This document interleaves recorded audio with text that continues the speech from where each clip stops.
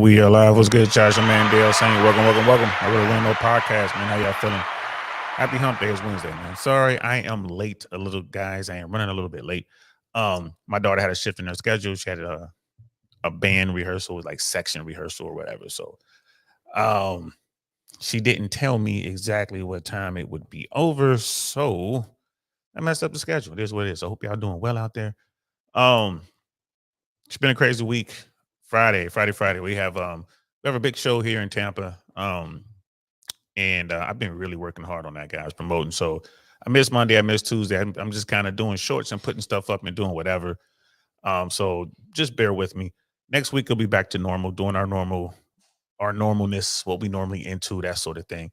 But I appreciate you guys being patient. Definitely gonna do today. We're gonna try to do tomorrow. Um, Tomorrow will be early.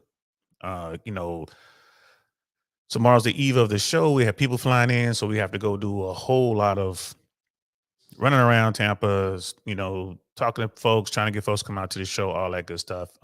This is how it works. You're out here doing, you want to be a promoter, you want to do these sorts of things. It takes a lot of work. So I'm going to try to get on early tomorrow. If I don't, I'll just film from the car and just post it, whatever's going to be good. But so let's get into what we came to talk about today, man. UBI, Universal Basic Income.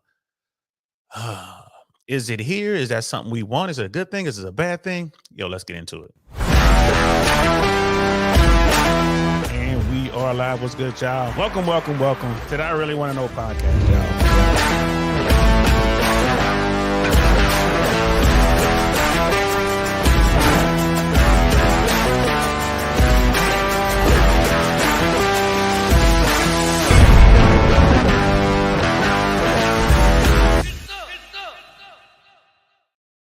Get some indeed, man. Yo, it's a lot of talk about the economy right now. Um, it's an election season, it's election year. Um, you know, the current president is taking a beating in the polls right now, which it is what it is. The election is still a ways off. It looks like it's gonna be Biden versus Trump, the rematch. Trump is looking good going into this thing, at least today. There's a lot hanging over his head. You look at what's going on with the economy right now. The economy is tough. There's a lot of people out there who just saying what they want to say, trying to spin it one way or the other. But there's no denying inflation. There's no denying um, the Fed's intent, Jerome Powell's intent and determination to get inflation down to 2%. They've managed to get it down to around 3. Now it's kind of inching up closer to 4%, which means they're going to have to raise interest rates even higher. People don't want that. There's all kind of issues with commercial real estate. There's all kind of issues with American credit card debt and just personal debt at its highest levels ever. It goes on and on and on. What does this mean? It means whoever the sitting president is going to have a lot of splaining to do. That's what it means. It means it's not looking good for the sitting president. And then you look at someone like Trump, dude's just trying to stay out of prison. He got a lot of cases hanging over his head. He has more incentive than anyone in modern day times, or maybe even anyone in the history of America to get into the White House. Like, dude wants to get into the White House so he can wipe clean these cases that are hanging over his head. It's just a lot going on. So George Gammon, shout out to George Gammon, the rebel capitalist. He has two channels. He has George Gammon and he has the Rebel Capitalist, where he talks about this sort of thing. UBI, or Universal Basic Income, that conversation has been going on as long as the country's been around, believe it or not. I believe it was Benjamin Franklin who proposed it way back, with the founding fathers and stuff like that. Dr. Martin Luther King talked about it, but more recently, Andrew Yang's been talking about it. And Universal Basic Income is basically every American over over a certain age, like over age 18, will get a check. Basically, will get money from the government. It may be $1,000 a month or $2,000 a month or whatever it is. The government would just basically give you a dividend. I think what Andrew Yang was trying to call is a freedom dividend. This sort of thing happens in Alaska. It's been in Alaska forever. Like, if you live in Alaska, the state of Alaska pays you money just for being a citizen. And they want to do something like that here in America. George Gammon is talking about it. And I thought it would be a good video to react to. The Rebel Capitalist has George Gammon, Rebel Capitalist has a conference in Orlando coming up in April, if I'm not mistaken. Maybe it's like April, May. So I might slide over there and just check it out. There's gonna be a lot of people talking about, about finance, about politics. Not so much politics, but about finance and about the American economy and the world economy and central banks. Like, George Gammon and his crew, they're no fans of the central bank. So shout out to George Gammon and his people. So we got this video we want to check out. Want to check out this video. And I mean, man, there's some good stuff here. Some good stuff. Some real food for thought, man. And what George Gammon is going to be talking about is going to require everyone who's watching this. If you're watching this live, if you're watching this on Team Replay, to put it through the old think tank. Arch, nothing gets past the old think tank. Nothing. You want to put it through the old think tank. Want to think this stuff through. Think it through, because it affects each and every one of us over here in America. And whatever happens in America is going to affect the rest of the world. So if we take a huge hit, just imagine what the rest of the world is going to do. The rest of the world is pretty much already in recession. You look at Europe, you know what I mean? You look at the UK, you look at Japan, you look at China, the rest of the world is already taking a beating. And if America goes, they go. So it is what it is. We want to check that out. Lady Navo's in the building. What's good, sis? Good to see you. How you feeling? We got I am the single one in the building. Own a spot live. What's good, sis? Good afternoon to you as well. Thanks for stopping through. Scam likely is in the building. Dusto's in the building. What's up? Shout out to you. Appreciate y'all, man. So let's get into this, man. Let's listen to what brother George Gammon has to say about what's going on with the American financial system. Oh, so stimmy checks. They're coming. I think it's a matter of when, not a matter of if. In fact, there's a lot of places in the United States where they're getting stimulus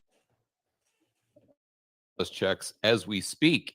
Now, they might not be calling them stimulus checks, but if you're getting a check in the mail every single month from the government, at the end of the day, no matter what you want to call it, it's still the exact same thing.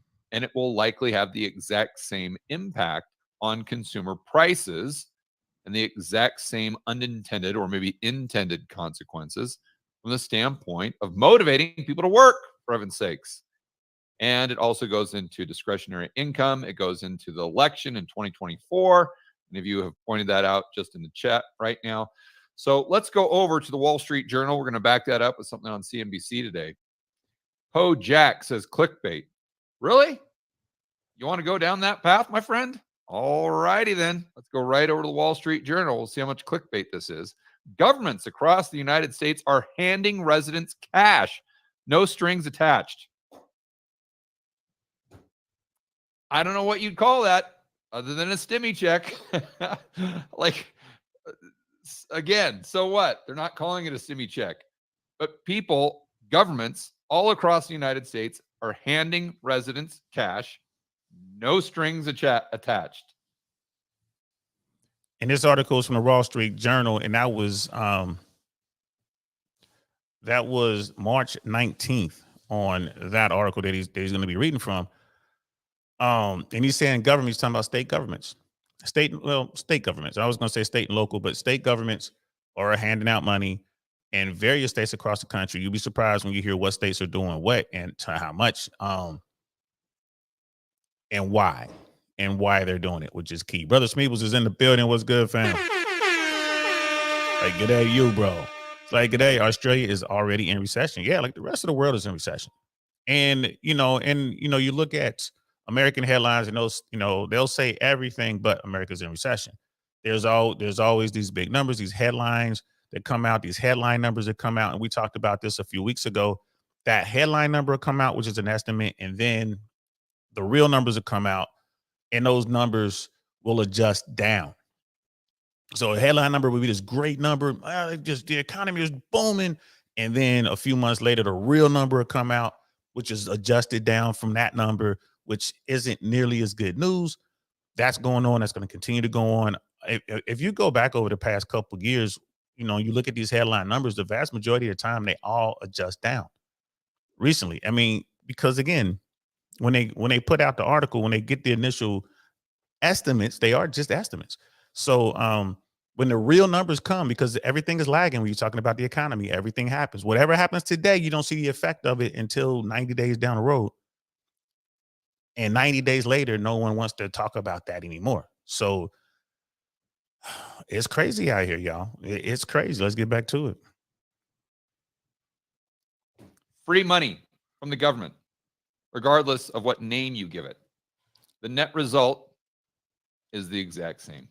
And it's not just the fact that people are still getting free money in the mail. It's that they're getting their student loan debt forgiven, which effectively is the exact same thing. How is that any different? You still have more disposable income than you otherwise would have. And you say, oh, well, George, that's not really impacting a lot of people. Oh, no? So far, 4 million people totaling $138 billion in relief. Now, it's true that all 138 would not come due as of right now. That's an average of, in fact, let me do the math here. Because the average student loan payment is $400. I know that just right off the top of my head from doing other videos. So let's just take 4 million times 400. That's $1.6 billion per month. Per month. That you're going to see show up at the restaurants, the bars, the cafes. These are mostly younger people. So is it any surprise that when you look at your own personal situation or the situation of your friends when you're in your 40s, your 50s, your 60s, and you say, oh, wow, people don't seem to be doing that well. The economy doesn't seem like it's on fire. But yet you go down to the local cafe or the local trendy spot, and it's absolutely packed with 25 and 30-year-olds. Yeah, and we're hoping that it's going to be absolutely packed on Friday or their show. Like, we hope they come out, but he has a point there. All this stimulus, if you're going to, call it a stimmy, call it stimulus, call it universal basic income. He's going to be talking about that in a little bit. If moving forward, all of this might be good in the short term in the sense that people will feel better. They have money in their pocket or whatever, but the inflation and the damage it will cause is just that money will buy less. It will buy less. There's another YouTuber out there, Minority Mindset, Jetspreet Singh. He talks about this too. He had a video out today. I'll probably link his video in the description just so you can see both of them, just so you won't think that, oh, it's George Gammon and, people having you pegged as some hard term, big time conservative guy, maybe a Trumper. Don't listen to him. He's doom and gloom. Okay. You can listen to the other guy as well. Talking about the exact same thing. Because when you're talking about money, you're talking about finance. It's math. That's all it is. It is cold math, period. If you do this, then this will happen. That's it. Cause and effect in real time. So we can't keep inflation under control. People has just been borrowing and borrowing and borrowing. Money has gotten expensive. Banks aren't loaning. Now people are trying to figure out where to get their money from, and they're taking it from all sorts of places. People are doing what the United States government does. They're taking money from their future to take care of stuff in the present right now.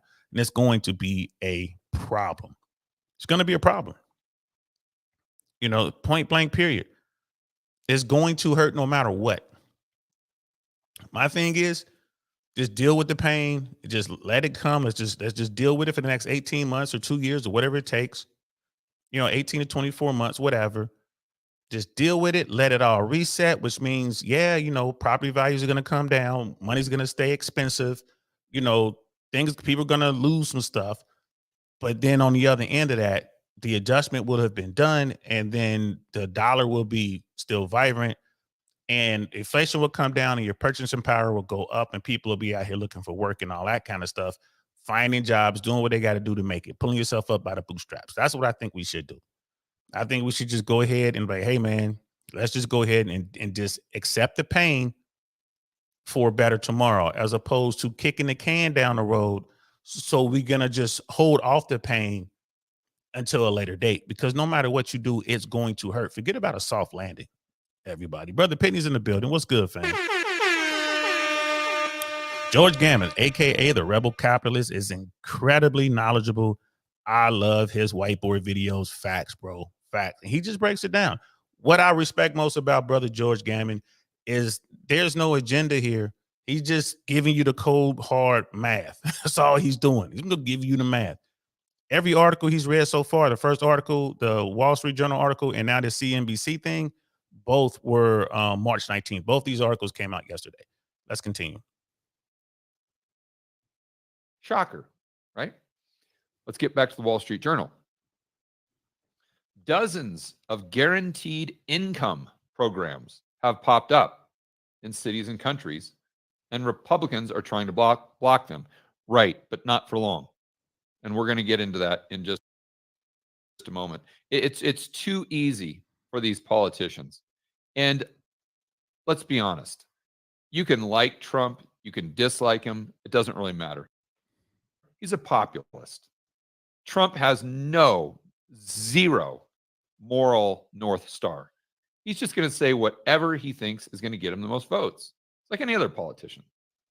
But Trump is I think is like that to an extreme. Now, there are some good things. He's most likely not going to get us in another war. So that in and of itself is maybe worth voting for him. But look, he was trying to punk Jerome Powell into doing negative interest rates.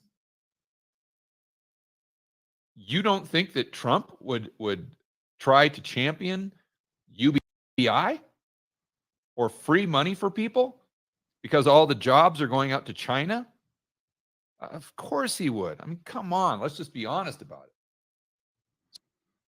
And that's what I'm talking about right there. George Gammon just keeping it 100% above board. What did he just say about Trump? He was like, hey, man, he's a populist. Trump will tell you anything he believes you want to hear to get what he wants from you. That's it. You think that Trump will hesitate for a second to give away money if he thinks that's what's going to get him in office? Of course he won't. Like you said, Trump was the one talking about negative interest rates. I remember when he was talking about that. I mean, negative interest rates. Like, what is that? I had to look that up. It was insane. Trump, you know, when you look at someone like a Donald Trump doesn't care about America. He doesn't care about Americans. He only cares about what works for him, what's good for him. That's it. There's nothing wrong with that. It just, most people are like that. The Democrats and Republicans, I keep saying there's no difference between the Democrats and Republicans. Like, you look at Donald Trump when he was in office, he spent what, $2 trillion. You look at Biden, what did he spend? 1.9 trillion. Right? They're both the same. I mean, it doesn't matter. They have equally done the same amount of damage to the country. And these are the two dudes we get to choose from. Right? Democrats, Republicans, they're all doing whatever they think they got to do to get votes. You know, when you look at the House, you know, there's some people in the House who care about America, but their back is against the wall. You know, they're forced with these horrible choices. And like I said, George Gammon just pointed stuff out, man. Just pointed out. Brother Smeebles, like a family friend's daughter, husband, makes it out he is rich, but he has everything with debt. And now they're stuffed and they asked to borrow $220,000 to keep things afloat, right? $220,000 just to maintain the current lifestyle, instead of making the hard choices and start selling stuff off and you know what I mean, cutting back. And if that were here in America, I don't know what interest rates are over there, but you know, $220,000, you're looking at a minimum of double-digit interest rates. You know what I mean? To get like to get some sort of loan to keep your business afloat, to keep your lifestyle afloat, you're looking at double-digit interest rates. And that's what it's going to do in the commercial real estate side of the house, which is terrible. Brother Dino's in the building. What's good, fam? It's like, DL, did George have a problem with the bailouts for businesses and political members during COVID? Paid for by everyone and those with student loans? Yes, he did. He's going to talk about it too. He spoke out against that. He had a problem with that. He had a problem with what was going on with the pandemic. He had a problem with, he's going to talk about that. He definitely going to talk about that. I am the single one. I think Japan is negative interest rates. They just came above negative interest rates. I think they were in negative interest rates, and now they just came out after decades. I think. I mean, it made news. You know, and China's dealing with deflation right now. You know what I mean? Yeah, and there it is. Brother Penny's giving it to you right there, right there. Yeah, it's been decades, bro. Japan's been having all kind of problems. And I want people to understand something. I am no economist. I am no talking head. I'm just a dude trying to figure it out, trying to put it through the think tank, right? Just like everyone else. I see that the dollar, the purchasing power isn't there for the dollar anymore. I see it. I say, yesterday, I've been doing a lot of running around. I haven't been eating as healthy as I normally do because of all the running around. And it's like, man, I got to get something to eat. I hadn't eaten all day, really. So I stopped. I pulled into a Taco Bell. I know, guys. I know. I'm like, what are you doing? Fast food, first of all, it's bad, but Taco Bell, you crazy? I just needed to put something on my stomach, guys. So I figured I'm just going to run in here. I pulled up to the drive-thru at Taco Bell, guys. I got a burrito supreme, which I can't even tell you the last time I ate at Taco Bell, for real. It had to be decades ago. I got a burrito supreme and a large soda. That was $8. This many dollars, $8 and some change. 2 items, a burrito supreme, which I couldn't even eat. I took like 3 bites out of it and threw it away, and a soda. $8. Come on now. Come on now. Like, it's crazy. And you're right, sis. I knew I was wrong. I knew I was wrong, but it was literally, I'm like, man, I need to do something. I got to eat something. It was one of those, if I didn't put something in my stomach, I was going to have a headache for the rest of the night, right? So, like, I have to eat something. And I stopped there and I get like 2 bites, maybe 3 bites of that thing. And I'm like, oh my God, what was I thinking? But $8. $8. I couldn't believe it. Jeez, this is fast food? Oh my goodness. $8. And you're right. I should not have stopped there, sis. You're absolutely right. What was I thinking? What was I thinking? You big dummy. Yeah, I was definitely a big dummy. But I had to put something. It was my fault. I could have made a sandwich at home. Could have made a turkey sandwich or a peanut butter jelly sandwich. You know what I mean? Could have put some water in the car. Could have got some juice. You know what I should have done? I should have went and got myself a smoothie somewhere. Right? It was just dumb. I shouldn't have done it. And I paid for it. $8 and some change worth of paying. You know what I mean? And luckily my body was able to absorb it. But it's just crazy. Level Up Man's in the building. What's good, fam? It's like, we had those pandemic stimulus checks and the inflation that resulted. Multiply that by 10, and that will be what happens with UBI. We never learn. Giving cash without earning, it leads to inflation. Yep. George Gammon's going to talk about it, y'all. He's going to talk about it. I feel you, bro. Brother Smith was in Australia. We have Carl's Jr., and a meal from there with the drink, fries, and burger is averaging like $17. $17 for a Carl Jr. meal? Jesus, like that it's one McDonald's somewhere out west, I think in California, where they were trying to charge like $18, I think, for a Big Mac. I don't know if that was for a Big Mac meal or just a sandwich. I'm assuming it was a meal. This is where we're headed, guys. And Level Up Man is right. Why is it that the purchasing power isn't there? It's because inflation is crushing the dollar. Brother Smith continues, like, I've been on steak and eggs with some fruit lately, and I have heaps in comparison. Yeah, bro. He's like, I save heaps in comparison. Yeah, and that's what you should do. You buy the stuff, man. You can cook it up. You can warm it up later. Like, and I just messed up, guys. I ain't gonna lie to you. I just messed up. You know what I mean? Brother Dino, he's like, DL Taco Bell is cheaper in London. It's probably got better ingredients, man. At least over in London, they use real meat. Like over here, they can't even call the stuff that they put in it meat legally. They can't legally call it meat, bro. Brother Knightish is in the building. Salute to you, bro. Salute. So yeah, man, let's get back to Brother George, man. Let's continue to watch this. This is definitely gonna open y'all eyes, man. Check this out. So anyway, let's get into this, because this is not something that's happening in the future. As the article states, this is happening right now. So it's not even stimmy checks. It's permanent stimmy checks. And when this came out in 2020, 2021, I mean, you could see the writing on the wall, for heaven's sakes. I was talking about it on pretty much every single video that I was doing, that eventually this would be permanent. You can't just give people money every single month and that much money and get them dependent upon that purchasing power and then just take it away. It's not going to work. Eventually, they're going to come back and they're going to want more of it. And you say, well, George, don't they know that it's going to cause consumer price inflation and on net balance, it's going to be a negative? They don't care about that. The average Joe and Jane, they don't think about that. As more proof, I would give you California, Canada, all of these places that actually were trying to implement more stimulus checks because inflation was going up. Remember that? Back in 2022, when inflation, the CPI, was 9%, what were the politicians talking about? They were talking about the need for more free money just because inflation was so high, and that's the only way that people are going to be able to afford to pay their bills. So I don't think that inflation is going to be a constraint on this. In fact, inflation might even be the catalyst to permanent UBI or whatever you want to call it. But let's keep going here and see what's happening right now.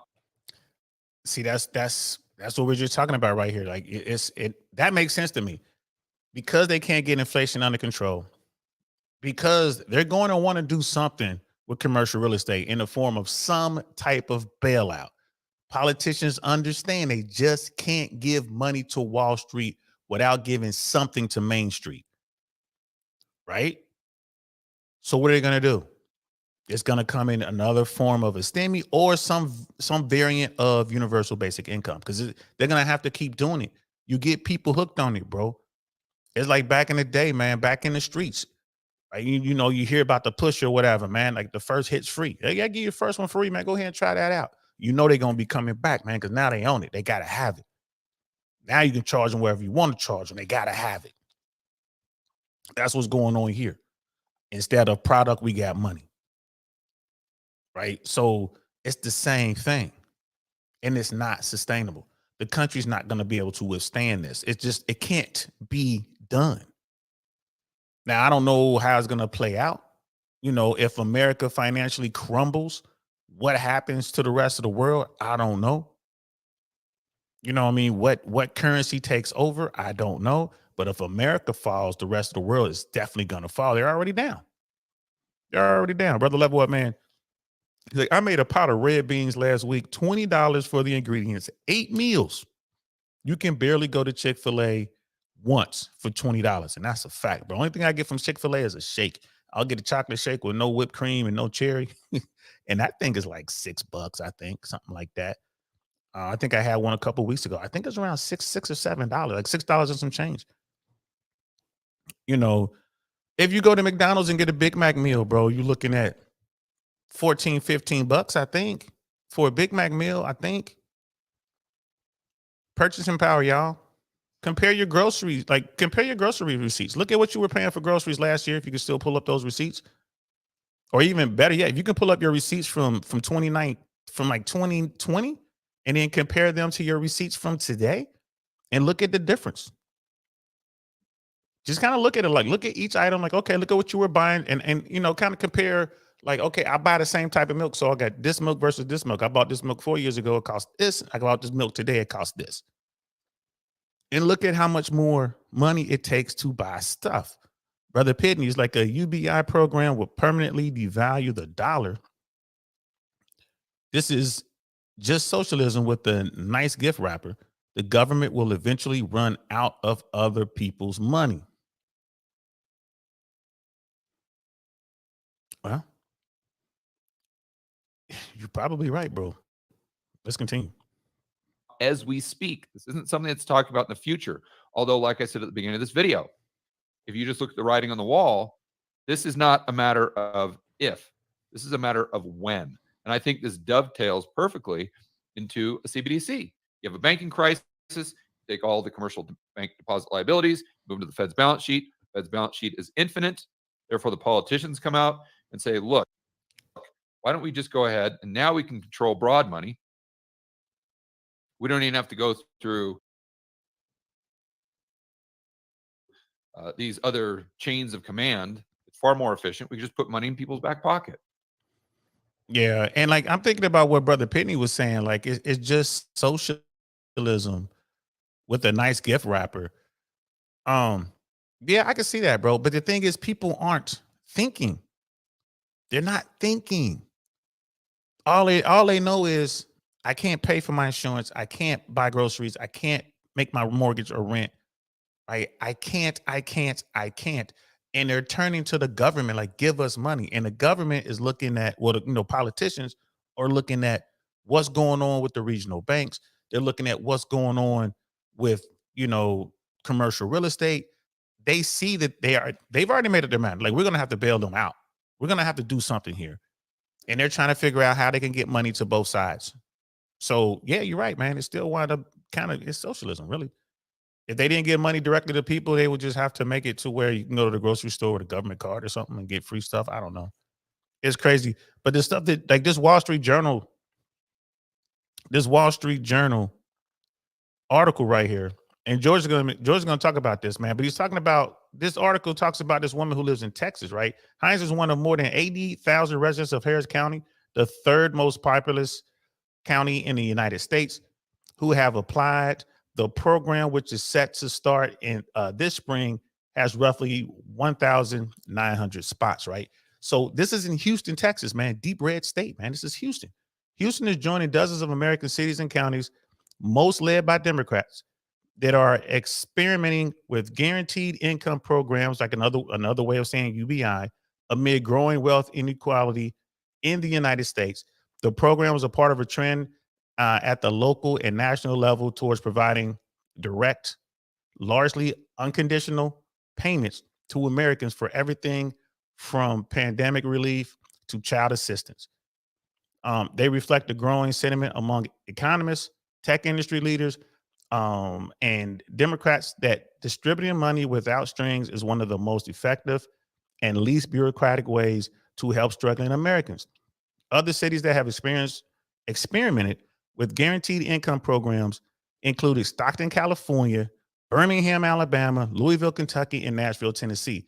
So you look at that. You expect to hear this kind of stuff in California, right? But Alabama, Kentucky, Tennessee, Texas, this isn't a thing that you can spin one way or the other. There's no longer partisan. It's like, well, only the Democrats in these states are doing it. Man, Texas is a red state. Kentucky's a red state. Tennessee's a red state. Alabama's a red state. You know what I mean? You got California on here. It's the only blue state. I bet you New York is doing something like this. It's a giant step towards UBI. A giant step towards it. Like, it's crazy. Level up, man. Yeah. A democracy will continue to exist up until the time that voters discover that they can vote themselves generous gifts from the public treasury. And that's where we are right now. People just want to keep their spots in DC. They're not trying to do what's best for America. They don't want to take their medicine. This isn't like some Margaret Thatcher type stuff. Like, hey, we're going to have to feel the pain for a minute. No, they just want to give us the easy way out, man. Give us the dope. Then the dope in this case is money. I am the thing going, like, Texas is a super red state. Exactly. Super red state. Although there's some talk with all of the people from California moving to Texas, that Texas may at some point become purple, or maybe that it is already a purple state. I still think it's red myself, man. But let's continue. Why don't we just do that? It makes sense. And I guarantee you the Republicans are going to see the success Democrats are having with that. And they're going to be like, well, okay. It's just like back in the day when I was growing up. The Republicans were the deficit hawks. Facts. They're the ones that, oh, no, we can't spend this money. We can't spend this money. Now, the Republicans, they get into office and they spend just as much money as the Democrats. It's almost like a game of who can spend the most money. I mean, this is ridiculous. So mark my words that I make very few predictions, and obviously there's no certainties. But this is something that I have 99% confidence in. The next 2, 3, 4, 5 years, the Republicans are going to be just as on board with this, especially if Trump is in office, as the Democrats are right now. Okay, so this gal that's featured, one of the people that are featured in the story, is more than eight. So you think, oh, George, it's just a couple pilot programs. Look at this, 80,000 residents of Harris County, the third most popular county in the United States, who have applied.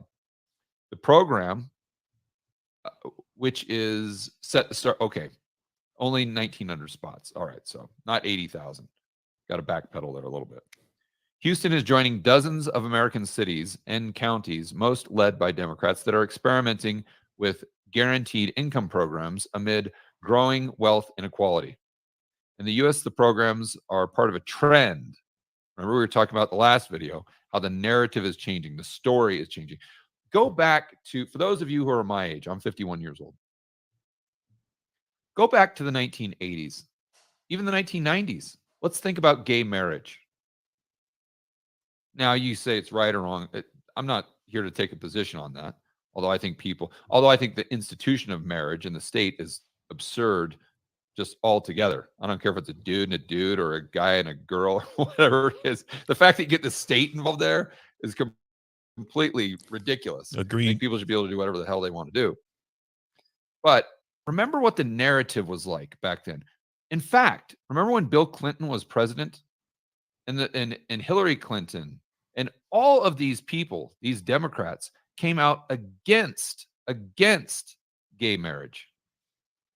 This was back in the 80s and 90s. And all of a sudden, you saw gradually, that story, that narrative started to change and change and change and change. And now all of a sudden, it's not just the Democrats, it's everybody. It's the Republicans. Everybody's on board with gay marriage. Not saying it's right or wrong, is what it is. And I can almost assure you it's going to be the exact same thing with UBI. The exact same thing. Why you think that the Republicans have some sort of ethical North Star where they're going to be like, well, I know I could get reelected if I do this, but I'm not willing to go that far. I mean, come on. These Republicans in most of these states are the guys that did the lockdowns. Now, maybe not as hard as the Democrats, but they still did them all together. Remember, Trump was the guy, my memory serves me right, that came out with the medicine in the first place. Remember, he was taking credit. It was his medicine. In fact, remember, all the Democrats didn't want to take his medicine at the beginning. Then 1 year later, when they're out of office, they're making it mandatory for you to inject it into your kid if they're going to a specific school or whatnot. Anyway, I love the way Brother George Gammon makes his points. And y'all can see he's apolitical. He doesn't care. Let's look at the facts, y'all. He's telling the truth. Like, vote for who you want to vote for, but y'all doing the same thing. Like, you think that, whatever politician, Democrat or Republican or whoever, that they have some sort of moral, North Star, some moral compass that's going to keep them, from doing what's going to keep them in office versus doing what's good for America. There's not a lot of them. It's not a lot of them at all. It's a few of them out there, but y'all don't know their names unless you live in their districts. There's not a lot of them out there. Most of them will do and say whatever they got to do or say to keep their seat. If that means voting for UBI or some sort of stimulus where you're just going to put money in the pockets of the everyday American, then that's what they're going to do. That's what they're going to do. They're not going to stand up and say like Republicans, like the real Republicans from back in the day were like, no, we can't spend all this money, man. Look at the deficit. We got to get this down. No one talks about America's debt except for watchdog groups. All of the politicians just rubber stamp whatever bill comes down and they just turn on the money making machine. And then there they go. They just start giving the money away or whatever they're doing. Right now, you got someone like Jerome Powell who's sitting there, right, at the central banks like, bro, we can't just keep doing this. I'm going to have to keep raising interest rates. And now they're all jumping on Jerome Powell, the Republicans and the Democrats. You got lower interest rates. You got, the realtor association out there. You got lower interest rates. Everyone is out there, like the commercial real estate people, the big businesses, like the big money, Wall Street. You got lower interest rates so we can borrow more money so we can stay afloat. Jerome Powell, I don't think he's going to do it. Brother Smeebles, the masses love free money. That's a fact, brother. But the downfall of that is that no one wants to work, and then starts the fall of the economy because it gets harder to find people to do lower paying jobs to feed people. That's fact. That's facts. We always talk about how, oh, we got this illegal immigration problem here. Why do people coming to America? Because America is such a great place. No, they're coming to work. And what work are they going to do? They're going to do the work that people don't want to pay Americans to do. You can't pay me enough money to go out in the hot Florida sun and pick oranges. You can't do it.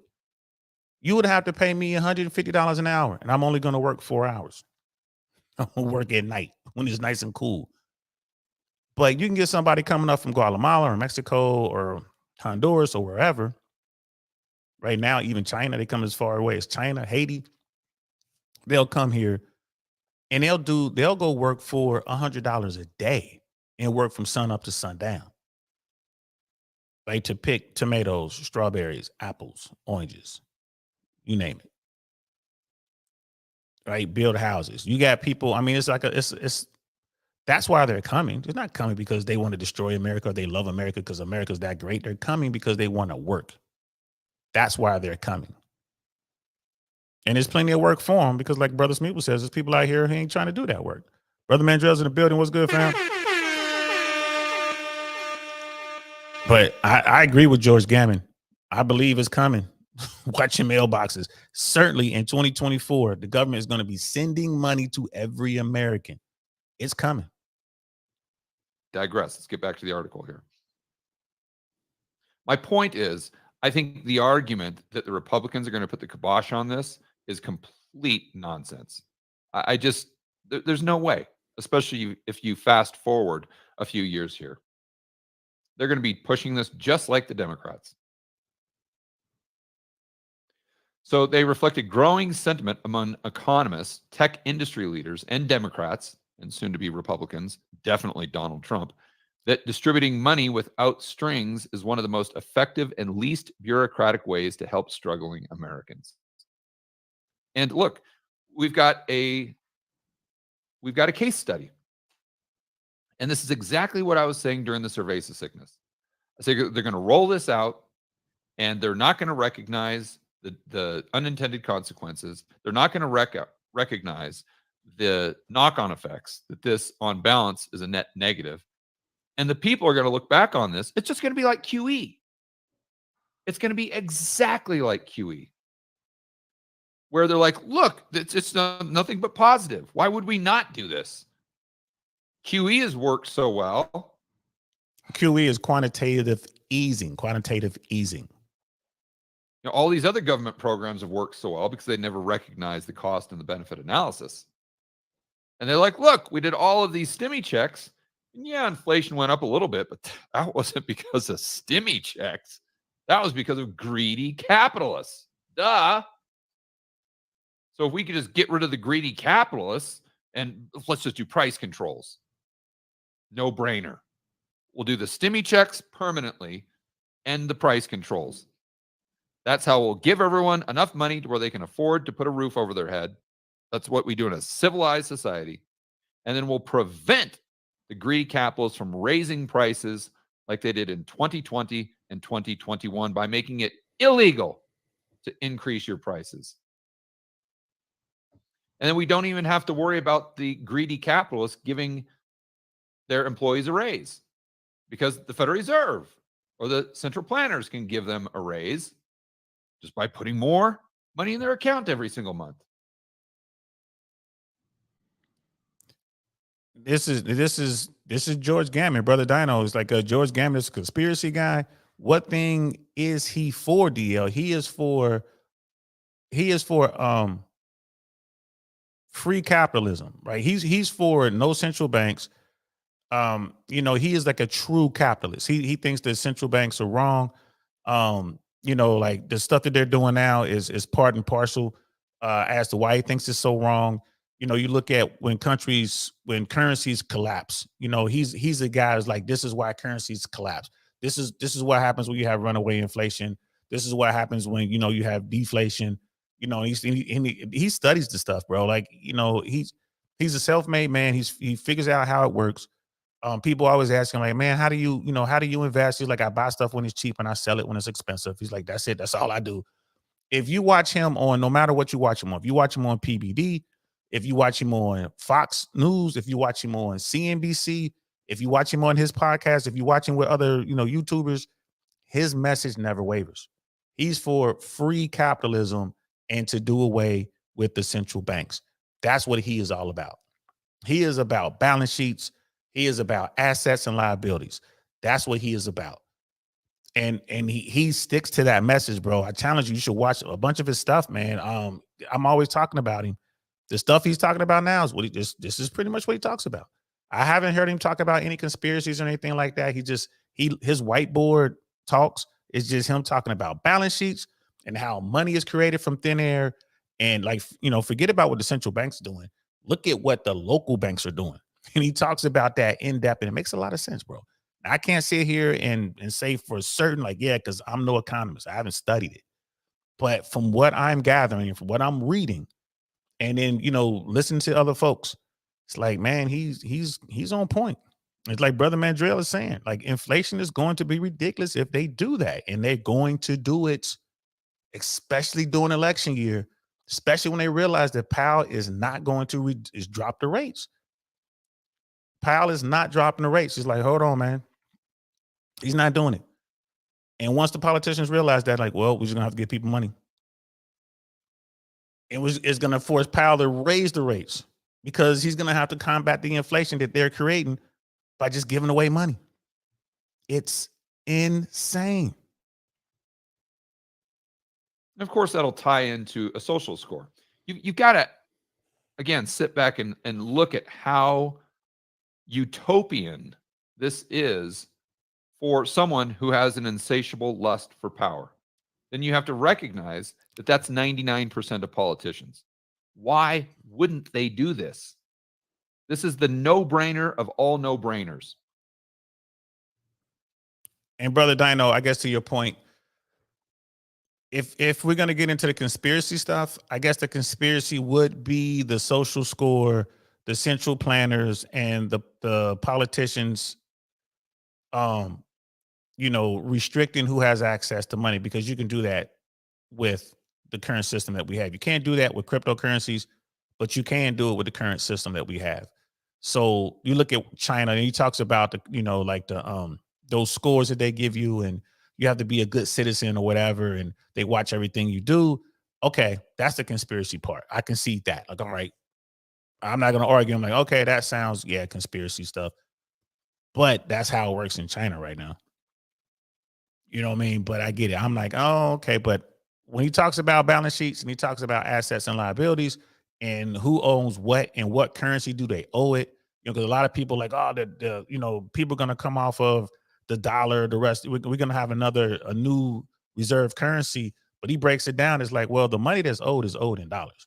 So even if you're going to get a new currency, all the money that's owed, all the trillions of dollars that's owed around the world, that money has to be paid back in dollars. You just don't get to, okay, we got a new currency over here. It's called blue bills. Blue bills are worthless. If someone owes me $1 billion or $1 trillion US dollars, I gave you $1 trillion US dollars, you got to give me that $1 trillion US dollars back. Now we're even. And if you want another loan, I'll give it to you in blue bills. But I'm not taking $1 trillion. I gave you $1 trillion US dollars. You're gonna have to give me $1 trillion US dollars back, and then we can move over to the new currency. And I was watching George Gammon talk about that, and I was like, yeah, that makes sense to me. Like, you just can't replace it with something else. Like, oh, we got blue bills, so I'm gonna pay you $1 trillion in blue bills. That's gonna make us square with the $1 trillion US dollars that I borrowed from you, 5 years ago. No, it's not gonna make you square. Go find me $1 trillion US dollars. Because that's what we're gonna deal with. And I wholeheartedly believe him when he says that, because I can't, because you're gonna have to give the equivalent. So no matter what, it's still based on a dollar until all the transactions are completed in dollars. And now you want to do away with dollars. We want to go to another currency. All right, but outside of that, the dollar ain't going nowhere, bro. And people talking about going back on a gold standard, that ain't gonna happen. People the faith is in the dollar. And it is what it is. Right. And brother man, Judge, like Powell is in no position to lower rates. Like Jerome Powell does not want to go in the history books as a guy who screwed up. He's not going to do it. I'm sorry, man. He's like, nope, I'm gonna keep these rates high. We're going to get inflation under control. He is going to get it down to 2% if it takes him another 2 to 3 years to do it. You know, and then Brother Dinah's like, DL, I haven't heard a single politician pushing UBI. Alaska gets $1,000 per month for their energy production. Right. So the only person who's been pushing a variant of UBI is Andrew Yang, and George Gammon is going to talk about Andrew Yang in a second. And he calls it the freedom dividend. We basically was pay $1,000 or maybe $2,000 to every American. They're not calling it UBI. They're calling it stimulus money. They want to stimulate the, economy. But if stimulus money is being paid to Americans, let's say that stimulus money starts coming out in 2024 and continues into 25 and 26 and 27, right? At what point do we just concede and say, yeah, that's universal basic income? We're paying people a basic income so they can augment whatever they got to pay for with this stimmy money or UBI money. Now, I mean, we can call it what you want to call it. Americans are about to get another check. Like, call it what you want to call it. And he started this whole his episode with it's a program designed to give stimulus money. But his argument, and I agree with him here, the argument is it's the same as UBI. You're giving the money directly to people to do whatever. There's a program in Stockton, California. It's been going on for a few years now. Andrew Yang did a small little thing when he was running for president a couple cycles back. They were just giving people $1,000 because they wanted to see where the money would go. And they're going to talk about where the money is going in this article here, what people are doing with that money. So you can call it what you want to call it. You know what I mean? But at the end of the day, man, if it walks like, quacks like, and flies like a duck, then it is a duck. Is it a STEMI duck or is it a UBI duck? Right? Either way, it's still a duck. There's still government giving people money.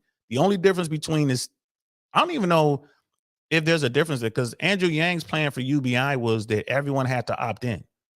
Everyone had to take the money in order for it to work. It couldn't just be certain people would take the money. So that's another conversation, I guess, for maybe another show. But STEMI money, UBI, I think it's the same, bro. I do. I really think it's the same. It's just they're just using different terms. Other cities that have experimented with guaranteed income include Stockton, Birmingham, Louisville, and Nashville, of all places. Supposedly right-leaning Nashville, home of Ben Shapiro, the Daily Wire, or whatever his thing is called, and the home of UBI and free stimmies forever.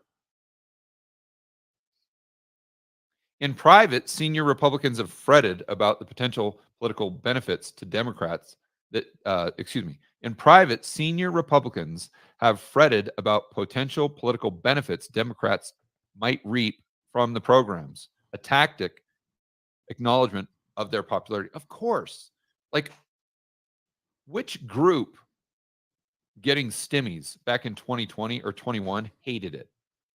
Like, show me that group. Show me those individuals. Show me those entities that got PPP. And we're like, oh, this sucks. I just got this free $1 million from the government. I'm not going to take it. You're looking at one guy that did that right here. I have several LLCs in the United States. I've got employees that I pay through those LLCs.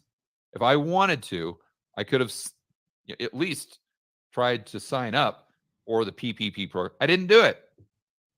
Why? Because I'm just ethically, morally against it. Right. And I mean, and George Gammon is right. If you're going to give somebody, man, you're going to cut somebody a check, bro. They're not going to get mad at you for taking, for cutting them a check. There were people out there who was like, doing the housing crisis.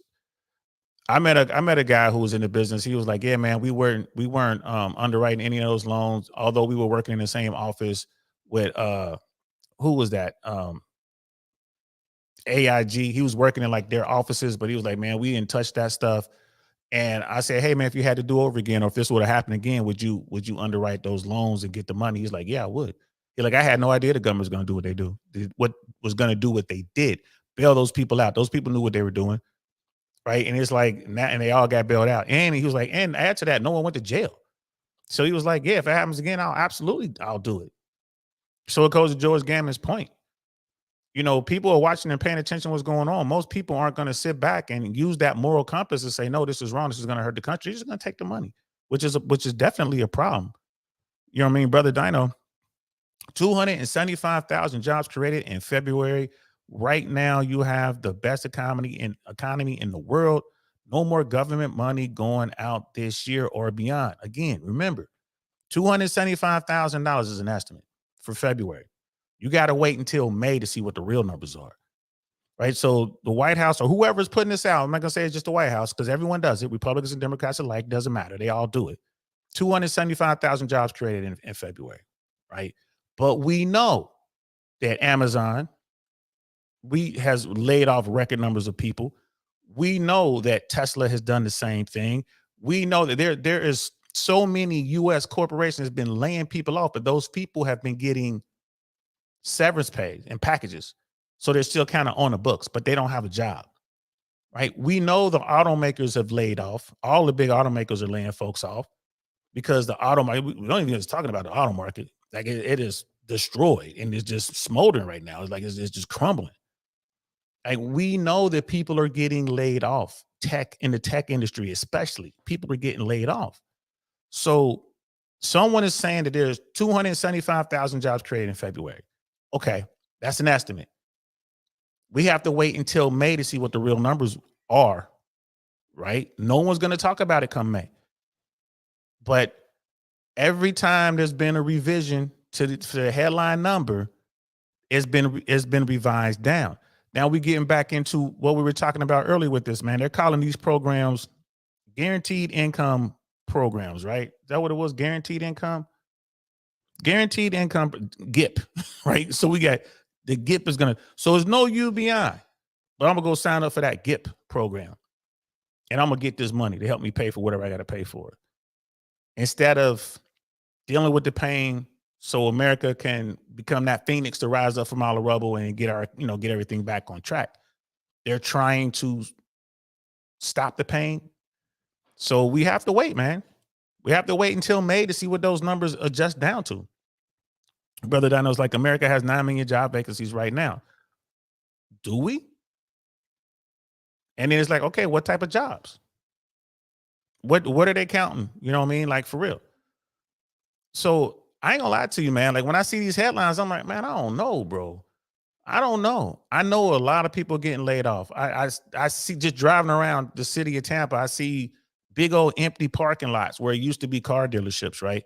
I see in these strip malls, man, big old signs, you know what I mean? Space available, you know what I mean? Leasing options. I'm seeing stores like Walgreens shutting stores. Restaurants are closing up. What is the name of that restaurant? What's the name of the Boston Market? I've seen there were 2 Boston markets in my area, and they're both shut down. I'm seeing other like restaurant type things shut down. Now, are there other jobs opening up? I'm sure. I still see help wanted like at FedEx, help wanted at Home Depot, Lowe's. I'm seeing a lot of help wanted signs at all the fast food joints, restaurant joints. You know what I mean? I'm seeing that. So yeah, now 9 million jobs. What are those jobs? What are those jobs paying? Right. And keep in mind, they consider, like, if you're driving for Uber, they consider you employed. They're like, okay, you're employed. That's a job. You know what I mean? Same thing with, these other side hustle things. So keep that in mind, bro. Now, I'm not saying that if you did that, it's right or wrong. It's just that's the category that's what was right for me based on my moral North Star. But I don't think very many people fell into that category, especially the people that were getting the stimmy checks themselves. You'd say, were you in favor of stimmy check? Did it help you? I think 99% of the people would say absolutely. Republicans, Democrats, doesn't matter. While guaranteed income programs haven't gained traction on the federal level, just wait, they will. Washington is increasingly open. And by the way, what do you mean they haven't gained traction on the federal level? What the hell are the student loan forgiveness? It's the exact same thing. Washington is increasingly open to policies that offer Americans direct payments. On Capitol Hill, senators are weighing legislation that would increase the child tax credit for low-income families. Again, no matter what name or label you want to put on it, it means money in your pocket that you wouldn't otherwise have. And in this case, free money that's above and beyond your income. If approved, the expanded child tax credit. And let's go back to when they did this scheme in, what was it, 2022? I remember as soon as those the checks went out, not the stimmies, but the child tax credit, you go to your local mall and the line for Louis Vuitton is about 300 yards long. I'm not saying all the people used it for that, but let's be honest. There was a huge misallocation of resources there. And I like how the politicians always set this up. It was a credit backed by Democrats in 2021 that reduced child poverty. Did it reduce child poverty? Or was it basically welfare for Louis Vuitton and Gucci and Prada and Dolce & Gabbana? All right. Or even if they did use it for other purposes, it would have been, it's corporate welfare, for heaven's sakes. Because those stimmy checks are going right from the individual straight to Walmart, straight to Target, straight to Home Depot, or straight to any of those stores in the mall. U.S. cities and states experimented with so-called negative income tax. And here's another way that they're going to sell it. Milton Friedman was a proponent of the negative income tax. Milton Friedman wanted UBI. Therefore, you can't be against it if you're a free market capitalist, because it's right here. It's something that Milton Friedman himself was talking about. Yeah, what they fail to tell you is that Milton Friedman said that this was what he thought should replace welfare, not be in addition to welfare. A big, big difference. And he said, because if you're going to give people money, it's better to do it in a way that reduces the size of government. This is not reducing the size of government. This is increasing the size of government. That's why I went after Andrew Lang, or what was his name? Yang. So hard on my videos, because he kept saying that. And I'm like, that really upset me, because he was wildly misrepresenting Milton Friedman's views on the topic. But my point is, that's how they're going to sell it. Just wait for it, guys. Just wait. You'll see this. Just put it down in your notes. In the next 3 years, you're going to see this be more and more prevalent.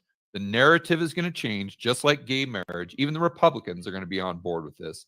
And the selling point that even the Republicans are going to use is Milton Friedman.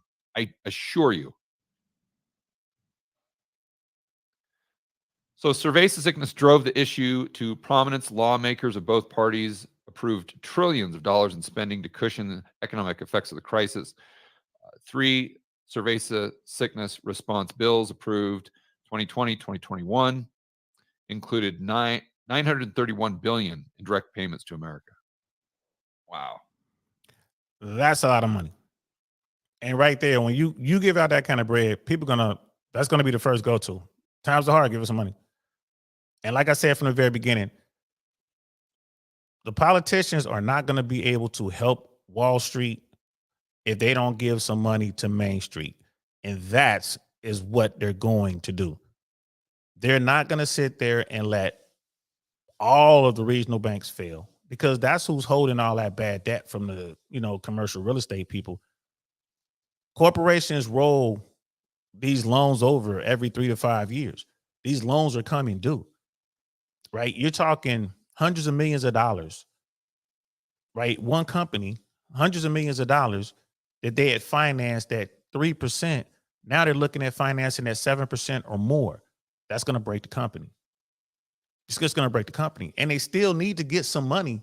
They're going to have to borrow money regardless, just to keep the company going. These companies don't have that kind of cash. They don't have that kind of, money sitting around so they can finance their operations daily. This is a problem. This is why all the layoffs are happening right now. This is what's going on. And, not to pick on the Bush administration, the Biden administration. It's just, that's who happens to be in the White House during an election year. They don't need the bad headlines. They got their hands full trying to beat this dude Trump, beat the other side. And the other side is going to use all this against the sitting president, the sitting administration. Do I want to see Trump in the White House? Absolutely not.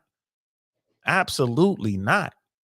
I mean, even Brother George was saying, well, you know, Trump will keep us out of war. Maybe that's enough to vote for him. Not in my book. I'm not voting for the dude regardless.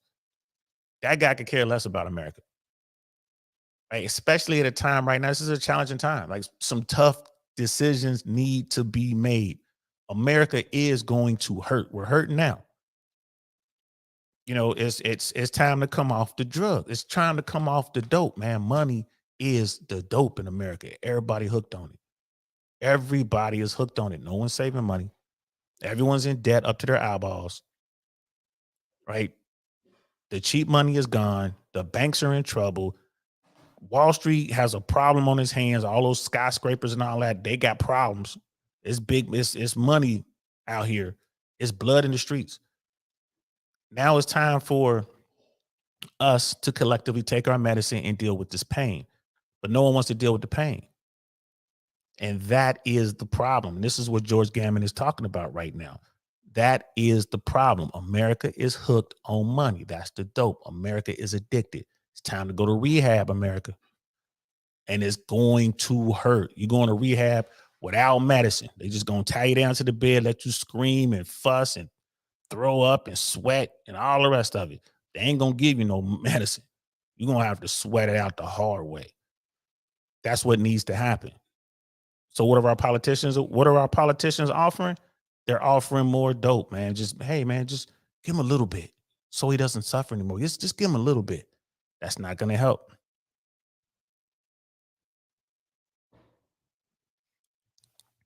You know what I mean? Brother Dino looked it up. He was like, September 2021, George Gammon predicts a 2022 economic depression. Right? And, hey, you know, everyone's waiting on something. You know, he made the prediction. You're right. You're right. He made the prediction. Everybody's, you know, here it is, 2024. You know, he's predicting, looking at it, the what is that inverted curve? The curve is still inverted. And he's not the only one. There's a bunch of people that are like, hey, man, so why hasn't it come? STEMI, right? Now we got this guaranteed income program, GIP, UBI, STEMI. Something is propping the American economy up. Something is doing it. Something is holding it up. What's holding it up, bro? What's holding it up? You look at the banks. You know what I mean? Look what happened in 2022, man. That's when we started losing banks, right? Into 2022 and 2023.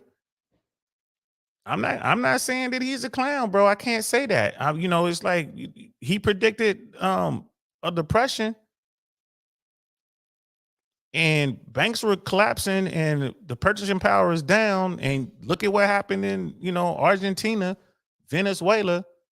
You know what I mean? Look what's going on around the world. How is the rest of the world is suffering and America is not? Come on now. We're all tied in too deep. There are people pulling some strings and doing everything they can to kick this can down the road. Eventually, it's going to unravel, I think, bro. Eventually, it's going to unravel. I mean, the banks, we had major bank collapsing. And then what happened? The government came in and propped up some of the banks. They took over some banks. They had some of the too big to fail banks get involved, right? And then some of the regional banks who got involved in that and took over some of these failing banks. Now they're failing, right? And all this is leading into, you know, rolling over these loans with these higher interest rates. And this is why they're putting so much pressure on Jerome Powell to lower the interest rates. I don't think he's going to do it. I don't think he's going to do it. He's going to let these people think he's going to do it. He's not going to do it. That is definitely going to affect the stock market. That is definitely going to affect other people. It's like the economy does better under Dems, facts, W Bush economic crash and Trump economic crash. I hear you. All I'm saying is this, right? I'm never going to vote for Trump. But there's a lot of people who don't use the think tank. All they're looking at is, how am I feeling right now? I need money. And whoever's going to give them the money, that's what they're going to vote for. It's a lot of people that don't like, add to the fact that, the whole he's too old conversation and all that. There's no one was crazy about Bush to begin with. But I keep saying Bush. No one was crazy about Biden to begin with. They just don't like Trump. And right now, if the election were tomorrow, according to the polls out there, Biden would lose. But hey, man, you can't go by polls. We got to wait till election day and see what America does. But there's more pain coming. Here in Florida with insurance, like homeowners insurance, health insurance, auto insurance, all that's way up. All that's way up. And I mean, how does that affect the voter? They're just like, hey, all this stuff is going on. This dude he's in office. I don't think I like what's going on. I'm gonna vote for the other guy. That's what you have. And a lot of this stuff is due to what Trump did, what the Trump administration did. And then Biden spent as much money as Trump did. But all that, you got to pay for that. Again, I'm not crazy about a Joe Biden. I don't want Joe Biden in office. But if given a choice between him and the other dude, I got to go with Biden 100%. But there's only so far that you can go. And I agree with you. Like the Republicans, like W, messed up. That was the housing crisis under him. Trump, he would have messed up, man. He definitely fumbled when the pandemic hit. They had, Obama had people on the ground in Wuhan. We was trying to warn America that this is coming, and the Trump administration didn't pay attention because Trump doesn't care. And he fumbled. He had his Black Swan event, and he messed up. And what did he do to fix it? Threw money at it. They shut the economy down. It was a horrible thing to do. Threw money at it, and then you look at it, look back on it, and it's like, yeah, it was an overreaction. Some people swear about it. Oh, we had to do it. Like, man, I don't know. I don't know about that. Brother Pitney, everyone has their eyes on 10Y, 2Y yield. Yeah, the 10-year and the 2-year yield curve. And the feds know this, right? We're talking about the inverted yield curve. Exactly, bro. I think all this talk about a soft landing could be an effort to allay fears of a cataclysmic economic event. Yeah, bro. Damn, you smart, man. Those are big old words. Some big old words. You know what I mean? I got some big words too. Yeah, I agree with you 100%. Right. All this talk about a soft landing is to, avert people from seeing the defecation hit the oscillator. Those are my big words. I just said the shit hits the fan, and that's what's going on. Last good man in Jersey's in the building. What's good, fam? It's like the electoral map is painting a very bad picture for Trump. I don't see how he can win given the climate in key swing states. Again, it depends on what you're looking at. I'm gonna do a show about the polls and all that kind of stuff. And trust me when I tell you, the Democrats are worried about the polls. Trump is doing surprisingly well in some of these swing states, and he shouldn't even really be in the conversation. The fact that he's competitive in some of these states. Like you're looking at Pennsylvania, you're looking at Michigan, you're looking at Wisconsin. He's competitive there, bro. Like that's the problem, man. Like, Georgia, you would think Trump would be doing really bad in Georgia considering they trying to lock him up. He's doing surprisingly well in Georgia. But again, we're still months away from the actual election. They haven't done any debates or anything like that, which is going to be key. It is what it is. And Brother Dino, Trump lost by 6 million votes, and he has only lost votes since January 6th. He has no uplift coming, DL. But I hope you're right, man. But I'm just saying, depending on who you talk to and what polls you look at, man, he's doing surprisingly well, right? In that election, Joe Biden had the most votes ever for an American president in an election, and Donald Trump had the second most votes from any American president in an election, in that same election. Think about that. A lot of people voted for dude. And, there's a scenario where you have Democrats who are like, man, I don't know, man. I ain't really feeling Biden, and decide not to vote. That only helps Trump. I don't know how viable RFK is going to be. Maybe that'll siphon some Republican votes. I don't know. But again, all this can change tomorrow. All this could change, man. Yeah, those are my big words, bro. I learned that in the Army, man. When the defecation hits the oscillator, bro, we'll see what's up then. The last good man in Jersey, Trump loses If he loses PA and Michigan, yeah, if he loses Pennsylvania and Michigan, and Biden is doing more work on those states than Trump has, yeah, I mean, like I said, man, it shouldn't even be competitive. That's what scares me. It shouldn't even be competitive, bro. And then you look at Arizona, you look at Nevada. You know, Trump is doing really well out there. Again, this is a very, very early ballots. You know what I mean? Like these polls, I mean, you know what I mean? How true are these polls? You know, so you know, the thing that gets me is it just scares me a little, bro. Like it shouldn't be this competitive. But you know, hey, I don't want to turn this about talk about the race, right? If Trump gets into office, he's gonna throw money at people. All the politicians are gonna want to throw money at people. They're gonna want to do STEMI, or they're gonna do guaranteed income protection, or they're gonna want to do UBI or whatever you want to call it. I think George Gammon is on to something. And you say, Georgia, what's the big deal here? Why are you so against this? Why are, AI is going to take all of our jobs. So why are you so against UBI? Well, number one, people, especially young males, have to have a purpose in life. If you take away that purpose, you're asking for problems. You're asking for real problems.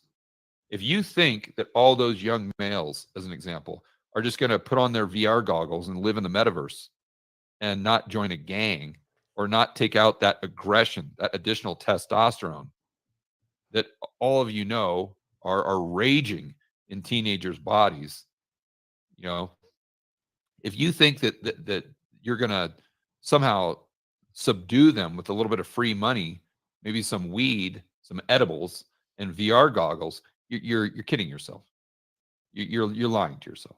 Maybe for some that may be okay, but the vast majority of young teenagers, young men, they're going to take their energy and they're going to find another outlet for that. It's most likely going to be crime, gangs. That whenever you have males that don't have a purpose, it never ends well. He has a point there. I mean, you could say, well, we'll just have more programs, we'll have more organized sports. Like, bro, man, when we were out there doing our dirt in high school, man, we generally did it right after football practice. We would do it after games. We would be in the streets, man. We would still just act the boys, boys doing boy stuff. We were out there doing some wildness. But the one thing that kept me out of the most trouble was the fact that my hustle was work. That was my hustle. Those dudes out there who they would be on that green. That was their hustle. Those dudes out there, they'll be on that powder or that hard. That was their hustle, right? They were doing that to supplement their income. So that was their only income.